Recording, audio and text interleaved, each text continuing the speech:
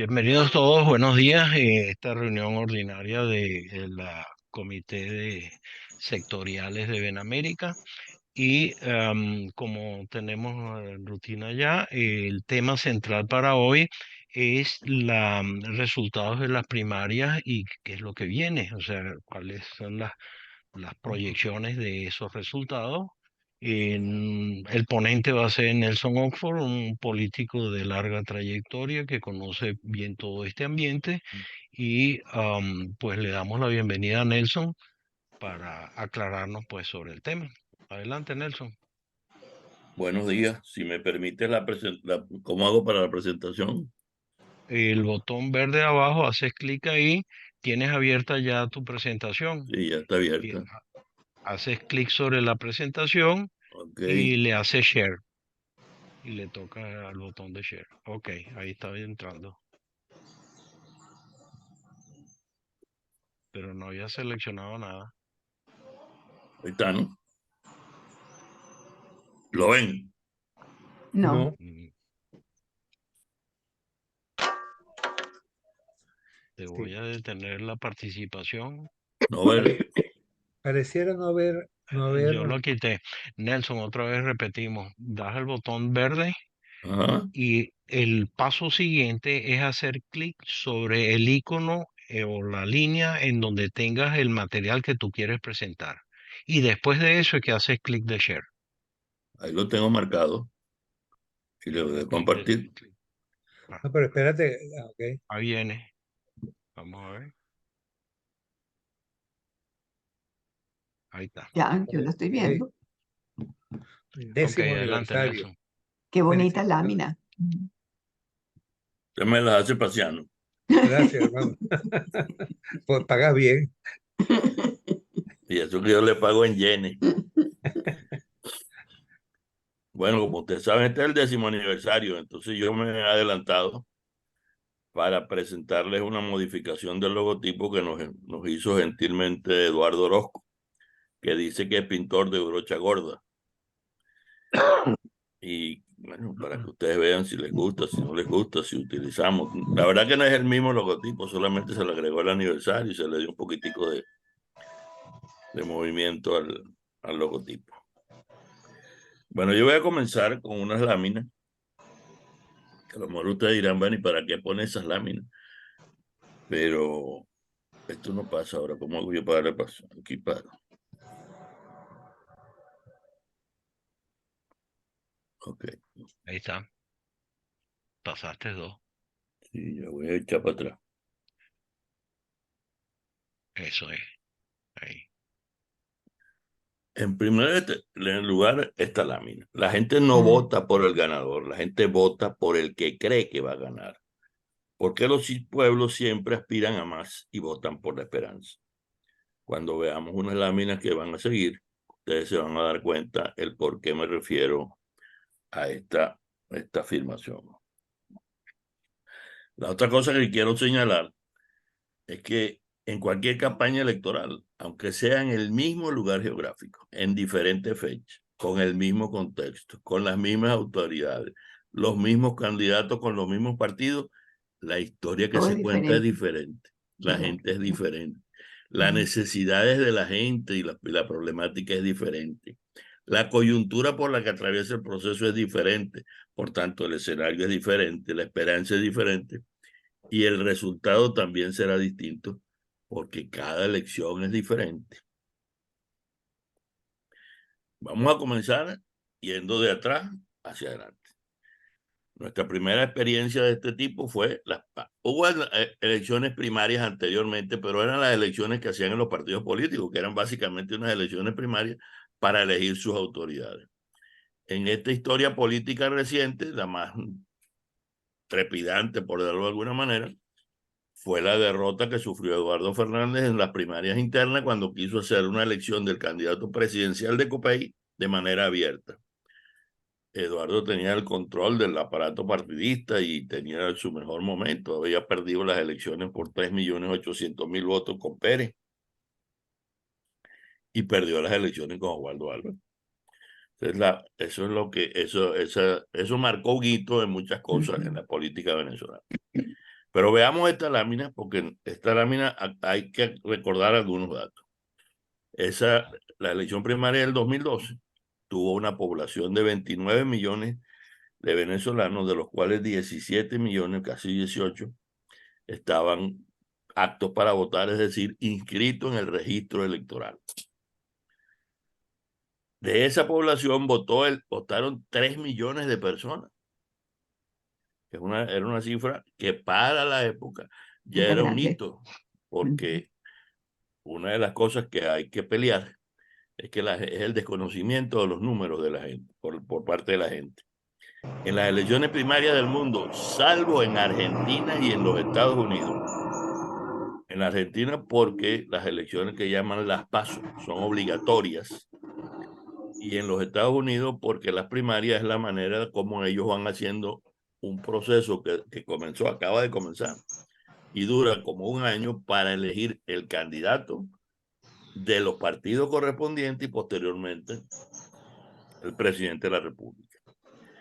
En esa elección, Enrique Capriles ganó las primarias sobre Pablo Pérez, sacando un porcentaje de 1.900.000 votos, y Pablo casi 1 millón de votos, 899. Hay cosas importantes que destacar.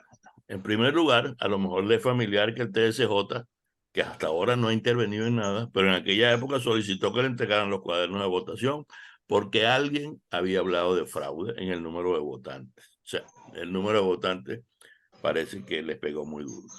Afortunadamente, la MUD decidió quemar los cuadernos.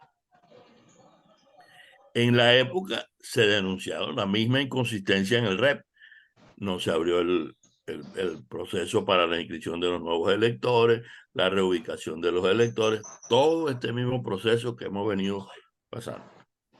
Sin embargo, las elecciones primarias contaron con estas elecciones primarias contaron con el apoyo del CNE, que autorizó 3.700 centros de votación y 7.000 mesas de sufragio.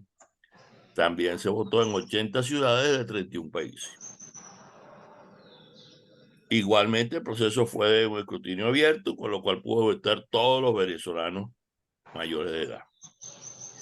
Para la época se inscribieron 5 candidatos a la presidencia, 64 candidatos a gobernador, 1.028 candidatos a alcalde. Imagínense ustedes.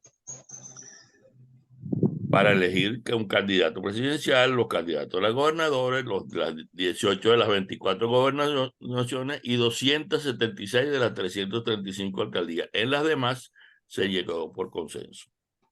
En cuanto a los Estados Unidos, de 35.000 venezolanos de Estados Unidos, 35.000, vayan grabándose esa cifra, la participación fue del 35%.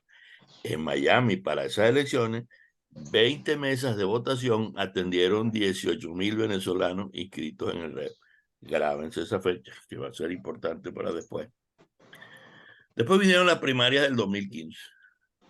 La primaria del 2015 se trataba de elegir los candidatos a diputados al Parlamento. Y eso fue, creo que, la vergüenza más grande que ha pasado un país, fue esas elecciones primarias. Y hubo de todo. Hubo tanto de todo que la votación para elegir los candidatos a la Asamblea Nacional del país fueron 638.000 votos. O sea, la gente estaba realmente decepcionada del comportamiento de los partidos y de los candidatos y de las pugnas y lo que se dijo y lo que no se dijo. Sin embargo, después, en ese mismo año vinieron las elecciones y sacamos 7.700.000 votos. Estas son cifras importantes que tienen que ver. Una primaria donde sacamos apenas 600.000 votos y llegamos a una elección con 7.700.000, que representó una derrota para el chavismo extraordinaria. Sacamos 2.100 votos, 2 millones de votos de ventaja. Eso se dice rápido. Pero hay un dato aquí aleccionador que hay que tomar en cuenta y que mucha gente pasa por alto, que es la abstención. La abstención fue de 6 millones de votantes. Ahora, esa abstención, ¿qué es? Gente que no quiere votar, pero también gente que no puede votar. son elementos muy, muy decisorios en una elección de cualquier tipo. Es el 31%. Con el 31% se han elegido todos los presidentes de Venezuela. Y aquí en este caso, la abstención fue del 31%, ganándole a la abstención al voto al pueblo patriótico y quedando ahí a patemingo con los votos de la MUD. O sea que en las primarias ya se puede ver toda una serie de inconsistencias. Y llegamos a las elecciones primarias del 2023. Sin el apoyo del CNE, sin el Plan República, gracias a Dios, sin el G4, gracias a Dios también, se instalaron 3.008 centros de votación y 5.134 mesas en todo el país. Cada mesa conformada por 5 miembros principales y los testigos representantes de cada candidato. Si se acuerdan de la lámina primera, son 2.000 centros de votación menos y 700 mesas menos. O sea, se redujo la capacidad porque la capacidad operativa de la comisión de primaria no daba para más. Esto le da un gran realce a las cifras que estamos manejando. Adicionalmente, 397.168 venezolanos residentes en el extranjero votaron en 80 ciudades de 30 países, que coincide con la data del 2012. Pero ¿por qué? La gente se preguntará, pero somos 8 millones de personas en la calle, ¿por qué no votamos todos?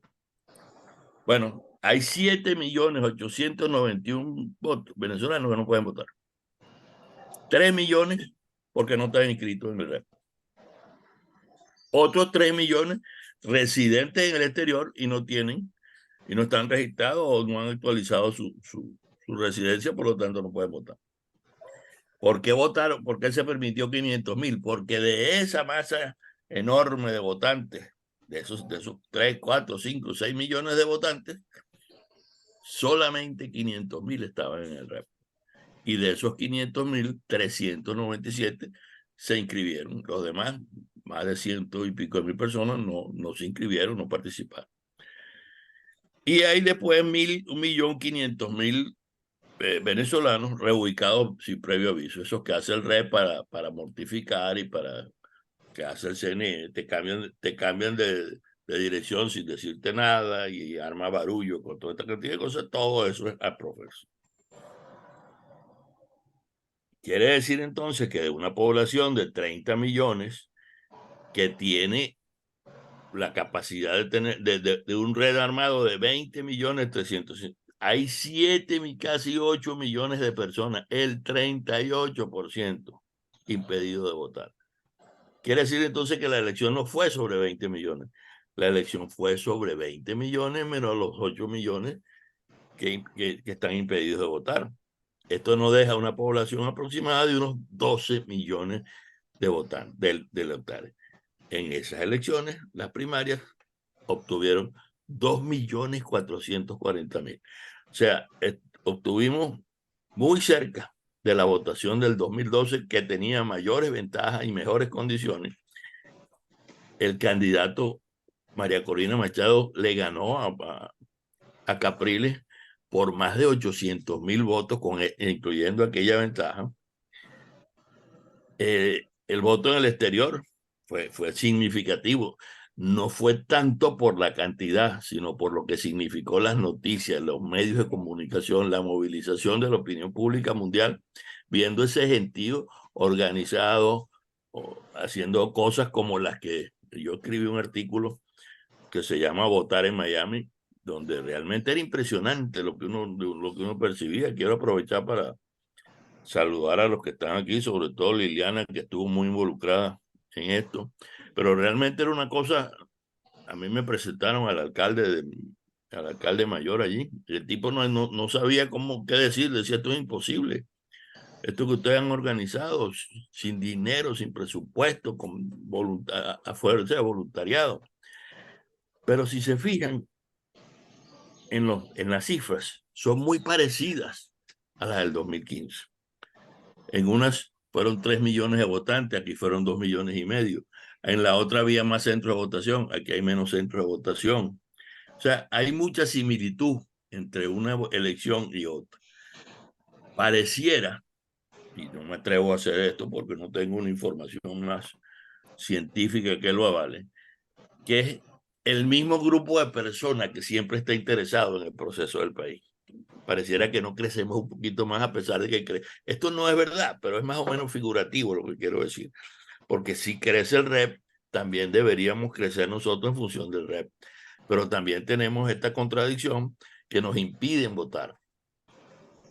En el exterior, por ejemplo, esa votación, que algunos hablan de 5 millones de personas que pueden votar en el exterior, si el gobierno o las fuerzas políticas no se ponen de acuerdo para lograr que votemos, pues esto no, o sea, vamos a seguir estando en el limbo.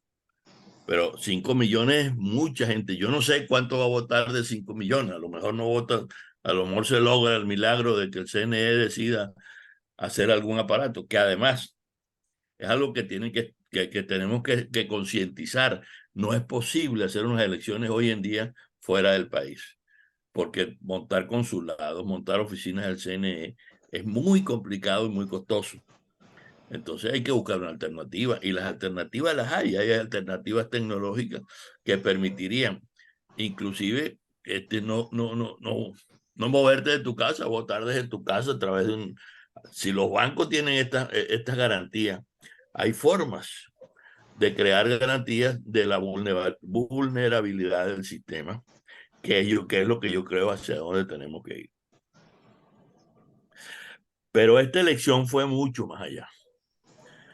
El resultado de una elección donde un solo candidato acapara más del 90% de los votos es una decisión muy determinante, una decisión muy complicada de asumir, muy difícil de asumir, porque es un mandato casi dictatorial que le da el pueblo a un candidato.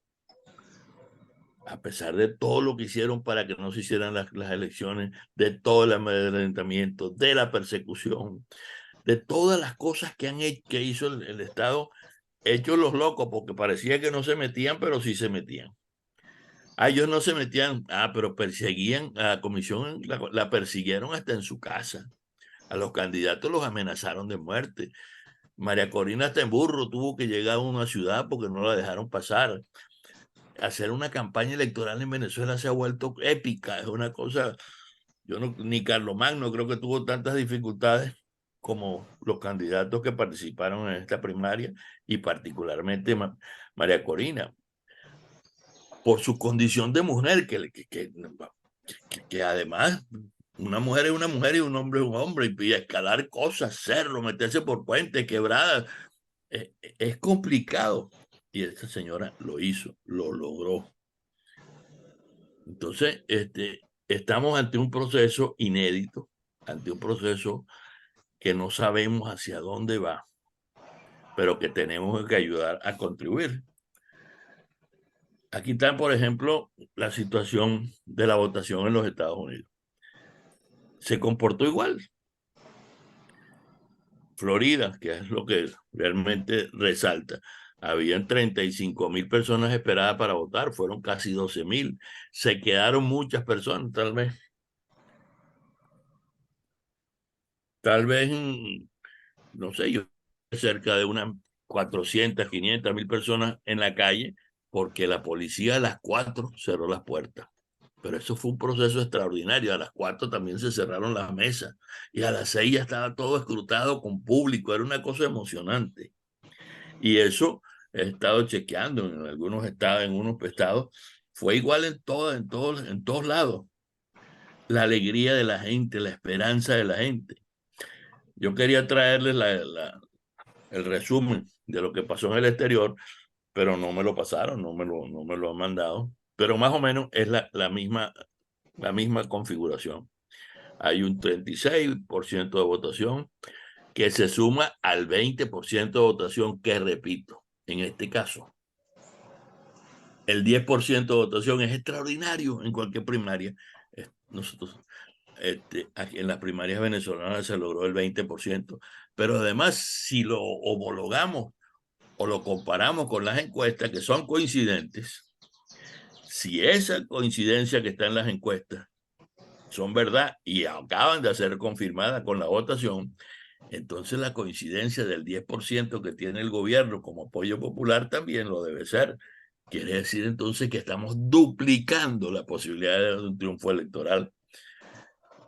Si estas cosas de opinión pública, de investigación y cosas funcionaron. Los votos de María Corina, los 2.800 votos coinciden con todas las encuestas. Las primeras encuestas hablaban de un apoyo popular de 20-25%, que fue subiendo al 30, al 40. En julio estaba en el 50. Ya en agosto, las encuestas reflejaban lo que estaba pasando. Y en septiembre se destaparon. Los candidatos habían llegado a un acuerdo de contratar una sola empresa, que fue Delfos, en la que todos creían y todos pusieron su granito de arena para ejecutar esas encuestas. Esas encuestas en septiembre dieron casi un resultado casi exacto. Se esperaron como se espera cualquier investigación, se tiene su margen de error, pero las encuestas dijeron cosas importantes. La razón por la que algunos se retiraron, se retiró Capriles, se retiró Roberto Enrique, es porque las encuestas se lo dijeron. Enrique no quiso contarse, esa es la verdad. Podrá decir cualquier cosa, pero la verdad es que no quiso contarse, porque realmente la paliza era muy grande. Un tipo que fue candidato presidencial de la oposición, que vaya a pasar de tener 7 millones de votos cuando compitió contra Maduro y contra Chávez, y que ahora se ha reducido a un 10%, es muy duro para un candidato. Es realmente muy duro. Y eso estaba pasando. Por eso se retiraron. Pero las encuestas reflejaron esa verdad. Y esas encuestas reflejan también que el favoritismo del régimen es del 10%. Es por eso esta persecución. Es por eso lo que está pasando. Porque las encuestas serias, porque hay encuestas locas que dicen cualquier cantidad de cosas, pero las encuestas serias reflejaron la verdad, reflejaron lo que había que hacer. Reflejaron que hay un pueblo que está obstinado, pero reflejaron cosas más grandes. En primer lugar, esto parece que fuera un tsunami político. Esto acabó con todos. Una cosa impresionante lo que pasó. Pero lo que más miedo le tenía el régimen, a lo que más le tenía pavor, y era contra lo que luchaba, y por ese encono cada vez, porque ellos también tienen sus investigaciones de mercado y muy buenas, que se le hacen los cubanos y se le hacen otras encuestadoras que tienen, es la aparición de un líder que amalgamara la unidad. La unidad se logró sola. Ahí no hubo Adeco, Copellanos, Masita, Primero Justicia, Voluntad Popular, ahí no hay una. Ahí hubo María Corina y Azul. Vaya, dale, dale, dale. Es un voto, un mandato. Sin necesidad de discusiones ni nada. Y eso lo vieron en las mesas. En las mesas de aquí y la que yo he podido hablar en Venezuela pasó exactamente lo mismo. No hubo una discusión, no hubo una pelea, que si este voto es mío, que si esa planilla está mal llenada. No, esto fue un tsunami. Aquí el pueblo nos obligó, nos llevó, nos impulsó a amalgamar la unidad de la oposición. Y esto es más que un logro, es un milagro político, porque esto devuelve la esperanza a la gente. La gente se siente envalentonada para salir para la calle. Este es un momento estelar de la historia venezolana. El pueblo entregó a María Corina un mandato, pero un mandato muy claro, que ella tiene que saber administrar. Yo tengo confianza en María Corina. María Corina es una muchacha bien preparada, bien educada, bien formada. No tiene por qué caer en la tentación de la corrupción. Bastante dinero tiene en su familia. Ella es una mujer formada, éticamente formada y profesionalmente formada. O sea que ella tiene los atributos para hacer un buen liderazgo. Pero hay otras consideraciones que tenemos que hacer. El tsunami pulverizó el G4. El G4 ha venido manipulando el país durante todo este tiempo. Se perdió el momento precioso de la Asamblea Nacional en nuestras manos. No pudimos hacer absolutamente nada. Y las cosas buenas que hicimos las destrozábamos. Hacíamos una cosa con las manos y las destrozábamos con los pies. Eso, el tsunami María Corina, el tsunami primaria, se lo llevó por delante. No hay legitimidad. La única legitimidad política que existe en este momento lo tiene María Corina Machado. Y eso es un logro importantísimo. En Argentina ahorita Milei está peleando con la Bullrich para que se sumen los votos y poderle ganar al señor el otro para construir una unidad. Aquí la unidad se construyó a voto limpio sin que nadie se pusiera de acuerdo. Hay estados que son predominantemente, vamos a hablar, con una influencia de Acción Democrática, como el estado Monagas, o como Apure, o como Cogede, el estado de Paciano. En ese estado, que son eminentemente adecos, ganó María Corina en una proporción mayor que cuando ganaba Acción Democrática. Hay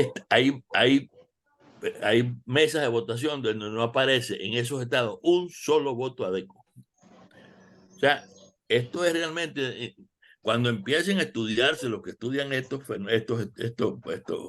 números, aquí van a aparecer muchas cosas. Pero la elección logró lo impensable: tener un líder, tener unidad y tener esperanza. Acuérdense que una elección se gana con dos cosas: emoción y organización.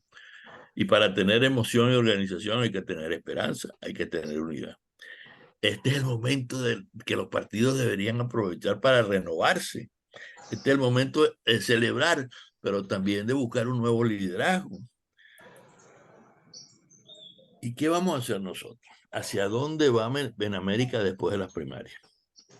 Es una pregunta fundamental. Las primarias han marcado una inflexión en la historia de Venezuela, dentro y fuera del país. Pero este es solo el comienzo de un viaje que va a tener que enfrentar una serie de desafíos y oportunidades. Es necesario consolidar la unidad, porque no es que esto ya se hizo y lo dejamos así, no, esto hay que consolidarlo, hay que ayudarlo, hay que fomentarlo. Y la cohesión dentro de la coalición opositora es vital para construir una plataforma sólida y unificada que pueda traer una amplia mayoría de apoyo. Ahorita nosotros tenemos que ver cómo nos quitamos de encima esta persecución, este látigo que quieren imponernos a trocha y mocha, es lo que ellos quieren. Ayer creo que hicieron circular unas reflexiones de este abogado Caro, y esto es realmente grosero lo que está haciendo el gobierno, y él la desmonta en 10 puntos, desmonta toda la estrategia del régimen. Ayer mismo un señor como Casal, un señor honorable que se ha ganado el respeto y la admiración de todo el mundo, acusado de malversación de fondos, y no sé, ya lo que le falta es asesinato a Cristo. Mildred Camer, una mujer con una trayectoria y con una tradición de jurista y de juez de muchos años, acusada de unas estupideces y con unos argumentos que no están. Pero si nosotros no le salimos al paso, si nosotros no salimos a defender nuestra victoria, eso se va a convertir en una verdad. Poco a poco se va a ir convirtiendo en una verdad, porque es la historia y la tradición de eso. Yo me atrevía a decir cosas. Yo creo que aquí hay una batalla de opinión que tenemos que dar. Tenemos que acosar al régimen, porque los buenos somos más. Deberíamos utilizar a Barbados como una trinchera diplomática internacional. Hay que exigir en Barbados, y creo que andan en eso María Corina y Gerardo Blay, el cumplimiento de las cosas. No es posible que el gobierno haga lo que les dé la gana para salirse con la suya, porque le salen mal las cosas. Ellos juraron que con la apertura de las sanciones, bueno, y tienen las aperturas 6 meses y ya mañana iban a salir un chorro de petróleo, porque eso es muy fácil, sacar petróleo es muy fácil. No, eso no es así. Y también todos pidiendo, y no me puede adelantar un poquitico ahí, dame unos mil milloncitos adelante. No, eso no es así. Entonces se le ha caído todo un entramado. Ah, pero ya hay acuerdos firmados. Y si la opinión pública y los gobiernos nos empujaban hacia un proceso electoral, a que era la vía electoral, bueno, ahora ayúdenos. Entonces hay que utilizar a Barbados. Hay que utilizar la diáspora como una plataforma de opinión pública mundial. Debemos organizar manifestaciones en todo el mundo, que la gente sienta que estamos con el gobierno, que estamos con el nuevo gobierno, con María Corina, que desde una vez es el gobierno. No hay que abandonar la calle. La calle tiene que garantizar su propio triunfo, y para eso los líderes y los partidos tienen que reorganizarse y salir a defenderlo. Eso es lo que tenemos que hacer. Pero yo repito, nosotros tenemos en este 10º aniversario que tomar decisiones. Nosotros tenemos que ir hacia adelante. América tiene 10 años, es una de las pocas. Llegar a 10 años a una institución no es fácil. Toda esta cantidad de cosas tenemos que resumirlas, hay que verlas, hay que ver cómo hacemos para llegarle a más gente. No es suficiente. Siempre fuimos el 35%, no aumentamos nuestra votación. Fíjense lo que pasó en Miami. En Miami resumió lo que fue la elección del 2012. Ahí se recibieron 12,000 personas, en la otra elección fueron 18 repartidos en no sé cuántos centros de votación. Hay que sentarse a analizar los números, hay que ver dónde están los venezolanos, hay que irlos a buscar. Y ahorita tenemos el credo de la unidad, el evangelio de la unidad, hay que utilizarlo, hay que fomentarlo. Estas eran unas reflexiones que yo quería dejar en sus manos y le quería dejar este regalito. En un pueblo de cualquier parte, una señora entra a la iglesia acompañada de su hijo. Al mirar hacia a un lado le dice: hijo, mira al presidente confesándose. A lo que de inmediato el pequeño respondió: ¿y por qué, mamá? Si no ha hecho nada. Agradezco su tiempo y estoy dispuesto al castigo de sus preguntas. Gracias, Nelson.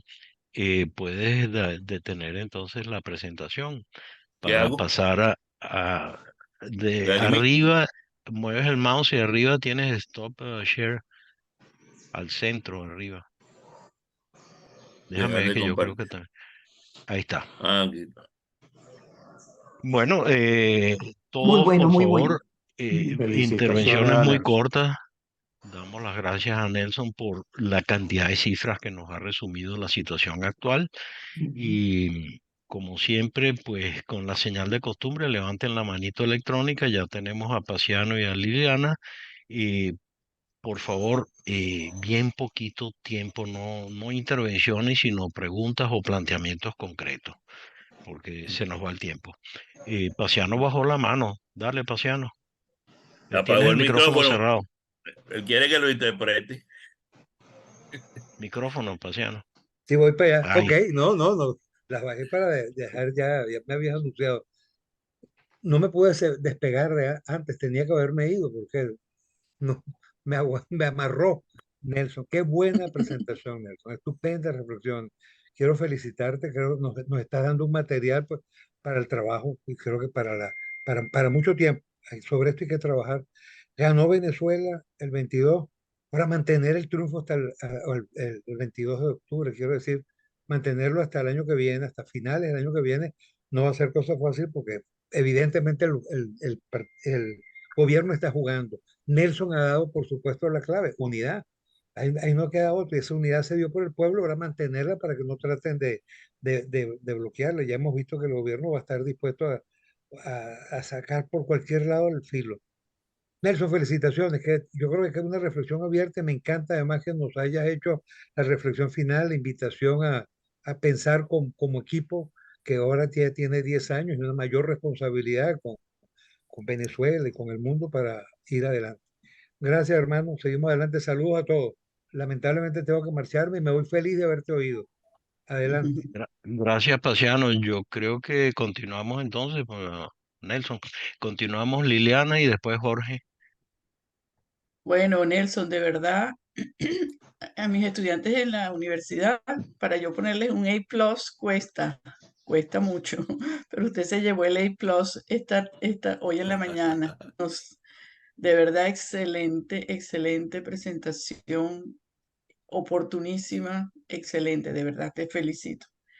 Yo solo quería, bueno, como una reflexión, ¿no? Yo he estado viendo los porcentajes de la participación en las diferentes ciudades de Estados Unidos, que por cierto, la que tú presentaste es absolutamente mucho más completa que la que yo tengo. Yo solamente pude agarrar algunas que tomé nota, ¿no? Y para comparar con Miami, porque a nosotros, bueno, ya que estamos aquí, tenemos que ver qué pasó con Miami, o sea, hacer críticas constructivas.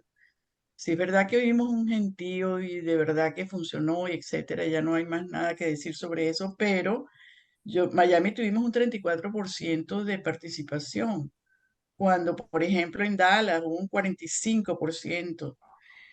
En Orlando, bueno, Orlando también hay mucho venezolano, pero donde hubo un 49% en Orlando. O sea, si comparamos la cifra de la participación para nosotros seguir trabajando hacia el 2024, yo creo que debemos de ver, bueno, qué pasó y de qué manera podemos nosotros unirnos para ver cómo motivamos a la gente a salir más a votar, qué fue lo que pasó, independientemente de lo que sabemos que lo del rep pero la motivación también de los venezolanos en Miami no fue la misma que hubiésemos esperado, porque somos muchos más. Pero bueno, eso es una autocrítica y pienso que con toda esta información que tú nos estás dando, de verdad bueno, es una excelente data y de aquí en adelante, pues yo creo que en América tenemos que empoderarnos con esta situación que estamos viviendo. Bueno, eso era Co- todo. Yo quería Como en comentar. todo, como en todo proceso, el proceso del marketing político tiene, tiene sus leyes, por decirlo de alguna manera. Cuando tú ves los números en porcentaje, te llenas de euforia, saqué el 30%. 30% de algo es Exacto, mucho. Saqué el bastante. 30%, saqué el 40%, saqué el 20%. O sea, pero cuando vas a los números absolutos, realmente te empiezas a deprimir. Porque si te pones a ver, los votos de Miami fueron los mismos que en 2012. Ajá, exactamente. Y somos Votos, muchos más. votos más, votos menos, pero es más o menos la misma cosa. Pero es que ahora aquí viven 250.000 venezolanos.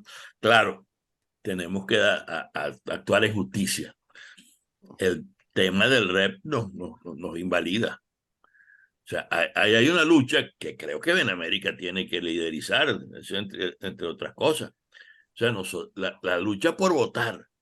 La lucha por votar tiene que ser una lucha, yo creo que será la única bandera, porque no tenemos de nada nos sirve estudios, foros, reuniones, ¿cuántas reuniones fuiste? Tenías 2 días a la semana, además de tus quehaceres, reuniones en la plataforma. Este, pero no, si todo eso queda en vano cuando no podemos votar, cuando no se nos toma en cuenta. Entonces, si votamos, se nos toma en cuenta. Entonces, nuestra lucha en Benamérica, creo yo, no sé si estoy equivocado, es centrarnos en ver cómo hacemos para votar. A mí me ha llamado mucha gente de Venezuela y de España y tal. ¿Qué crees tú, Nelson? Aquí no hay en el exterior tenemos que abocarnos a ver.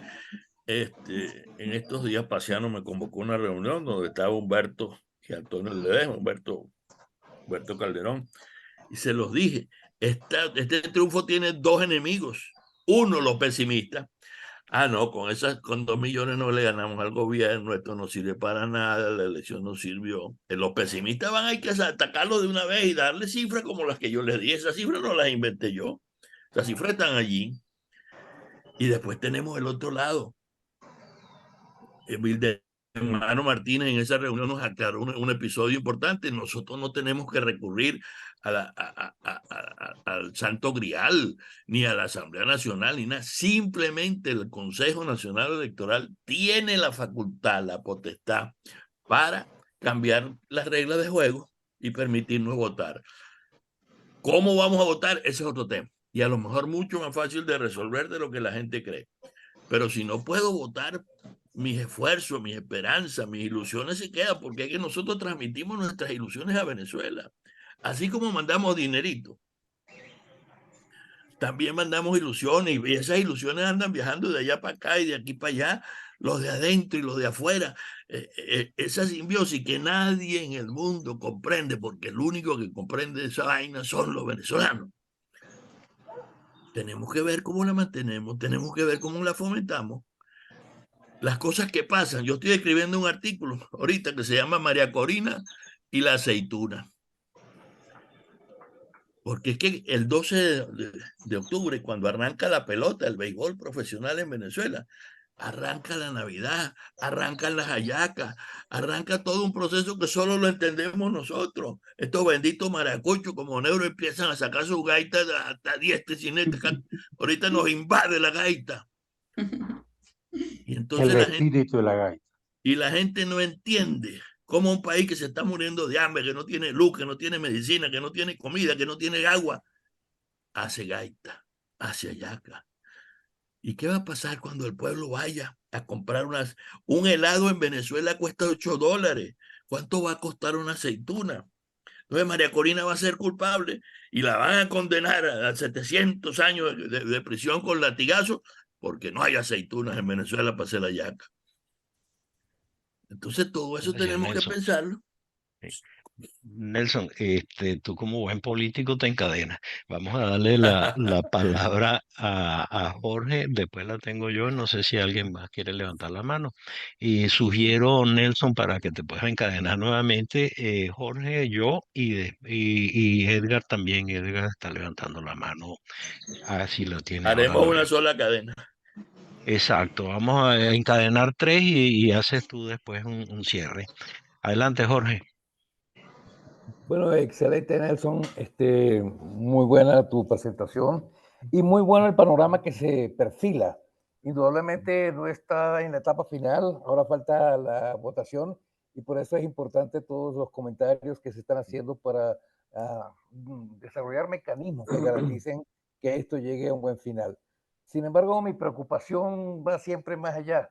Con todas esas noticias buenas que se presentan, la gran pregunta es cómo está el país preparado para poder enfrentar esa nueva realidad de reconstrucción del país. Y no solamente es la gente que está afuera, sino también la gente que está dentro. Yo creo que en América les surge en este momento una responsabilidad muy importante de empezar a promover, porque no necesariamente todos están aquí, pero se pueden conseguir, promover toda una serie de mecanismos que potencian a la Venezuela extendida, la de adentro y la de afuera, a prepararse para ese futuro posible que cada vez más factible de una reconstrucción del país. Yo creo que tenemos unos aspectos de tipo económico que podemos hacer aportar. Los políticos, por supuesto, están sobre la mesa y abundan. Y eso no hay que hacer énfasis en eso, pero en la parte económica sí tenemos potencial económico que se puede manejar, el aspecto tecnológico, el aspecto educativo, el aspecto social, el aspecto demográfico. Hay toda una cantidad de dimensiones importantísimas que nosotros podríamos estar uniendo a la diáspora en esta función orientada hacia la construcción de potenciar, capacitar el país para un futuro muy exitoso que se perfila. Gracias. Gracias, Jorge. Nelson, de parte mía, dos contribuciones y basado en el principio fundamental de Benamérica desde su origen y su prehistoria. ¿Qué puedo hacer yo por Venezuela? Y tengo dos proposiciones para manejarla. Uno, una información, y me recordó al general Rommel, alemán en la Segunda Guerra Mundial, fue de los pocos alemanes exitosos. Él decía que él tenía que comer lo que comían sus soldados para saber lo que el soldado puede hacer y está en capacidad de hacer. Y yo fui miembro de mesa electoral aquí Gonzalo, en...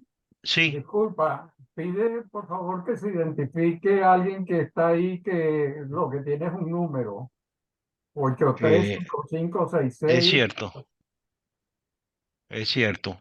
Yo te estaba Por favor, escribiendo también, sí. identifíquese o voy a tener que sacarlo de la sala.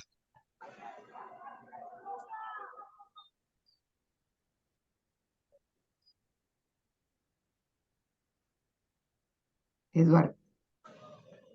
No No se identifica. No sé si soy yo, Rubén Hernández, pero no puedo chequear. Sí, Déjame chequear. sí, Es posible sí que sea. eres tú. Discúlpame, ya Bienvenido, lo voy a Rubén. corregir. Bienvenido. Ok, Gracias. continuamos. Gracias, Eduardo. Continuamos. Entonces, dos temas. La información. Yo fui miembro de mesa y como miembro de mesa hay una información que yo viví y es uno de los ataques que están manipulando ahorita, que es imposible poner 2,5 millones de votantes en esa cantidad de mesas. Hablaban de 2 minutos por votante y el tema está ahí. Yo lo viví. Fueron menos de 30 segundos por votante, porque era un solo personaje, un solo voto, dentro de una lista muy fácil de identificar. Y además de eso, la mesa estaba organizada con un punto de entrada de identificación del votante, un punto de salida, votante vota y se va. Y en esos dos pasos había dos personas simultáneamente. Entonces, menos de 30 segundos fue el tiempo por votante, por lo cual responde a esa crítica. Y la otra es referente a cómo votar desde el exterior la cantidad de gente. Repito una proposición que ha venido desde hace mucho tiempo, que es el voto electrónico, muy difícil de que lo acepten, pero existe un método electrónico que los especialistas dicen que es más seguro que cualquier método manual, que es soportado con blockchain, cadena de bloques. El método de blockchain permite el voto auditado, en vivo, auditado por múltiples personas, no por uno solo, y con absoluta seguridad de la anonimato del voto. O sea, el voto es uno, uninominal, directo y secreto, y puede ser emitido en forma remota y aún si se autoriza en forma adelantada también. Entonces, esas dos proposiciones. Adelante, Edgar, y entonces Nelson hace un cierre, sin encadenarte, por favor. Adelante, Edgar.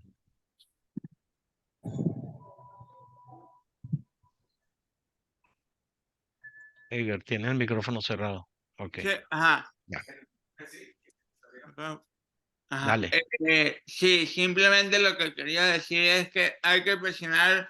Nosotros tenemos el deber de hablar con nuestros congresistas para que ellos alcen la voz, porque la dictadura no va a soltar el poder así de fácil, y ahora más que María Corina ganó, que eso ya se sabía que iba a ocurrir.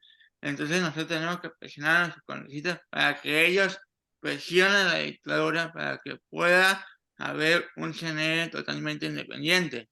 Porque como decía Nelson, y es cierto, hubo mucha gente que no votó, y en eso me incluyo yo.